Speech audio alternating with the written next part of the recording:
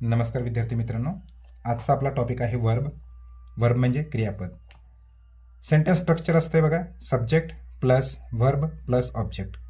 पहिल्यांदा आपण हाताळत आहोत वर्ब म्हणजे नेमकं काय. वर्ब जर ओळखायला शिकलात तर सब्जेक्टचं कार्य आणि सब्जेक्टनुसार वर्ब कशा पद्धतीने चालत असतंय आणि त्यानंतर ऑब्जेक्ट हे अत्यंत सोयीस्कर तुमच्यासाठी असणार आहे.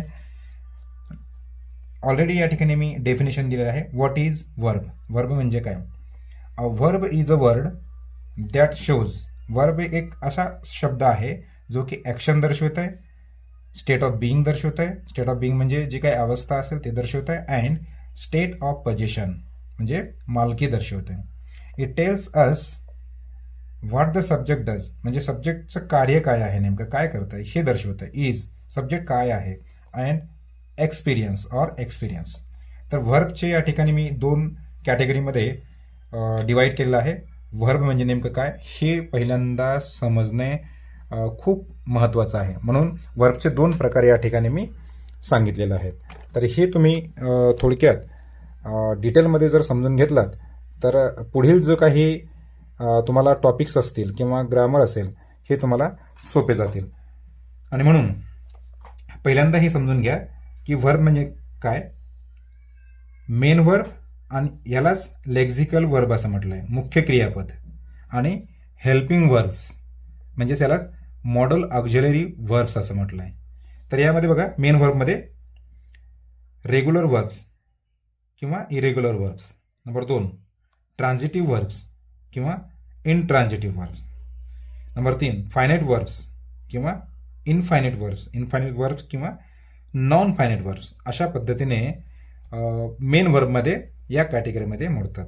आता हे तर आपण मेन वर्ब काय आहे हे आपण नंतर पाहूया. मॉडल ऑक्झिलरी वर्बमध्ये काय आहे. टू बी, टू हॅव आणि टू डू. टू बीची रूपे यामध्ये am, is, are, was, were.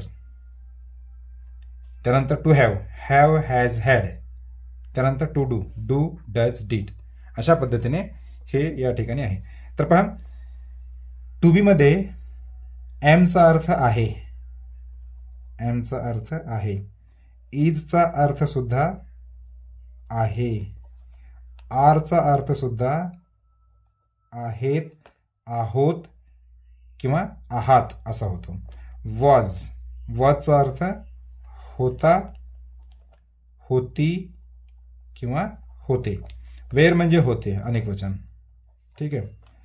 त्यानंतर टू हॅव. पहिल्यांदा हे अर्थ समजून घेणं अत्यंत महत्त्वाचं आहे.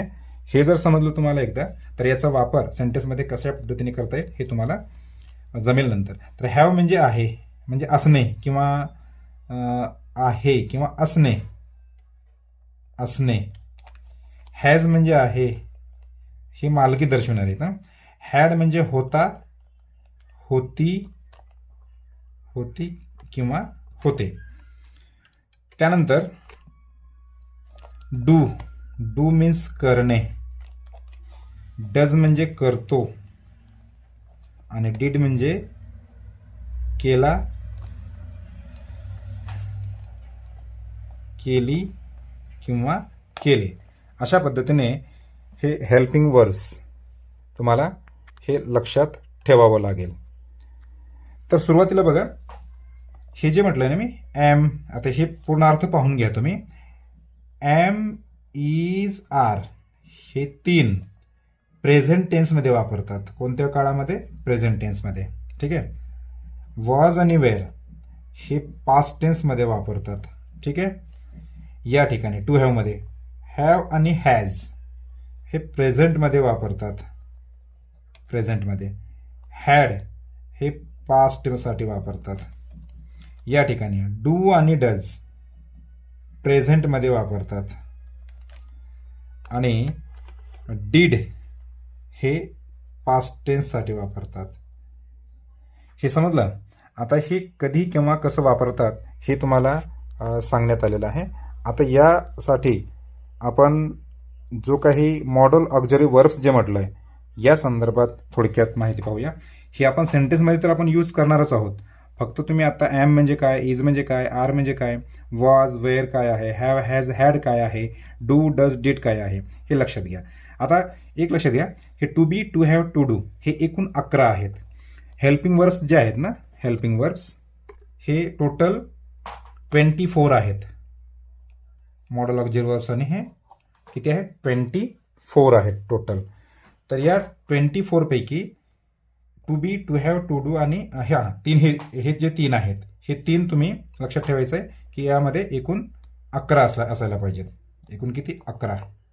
बघा, 1 2 3 4 5 6 7 8 9 10 11 म्हणजे 11. ठीक आहे.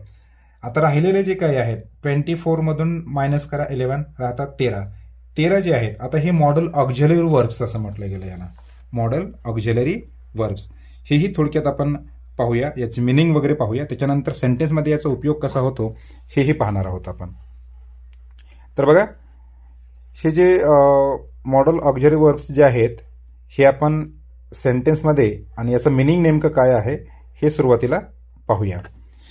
शाल, पहिल्यांदा शाल. शाल हे भविष्यकाळासाठी वापरतात. शालचा अर्थ होतो असेल,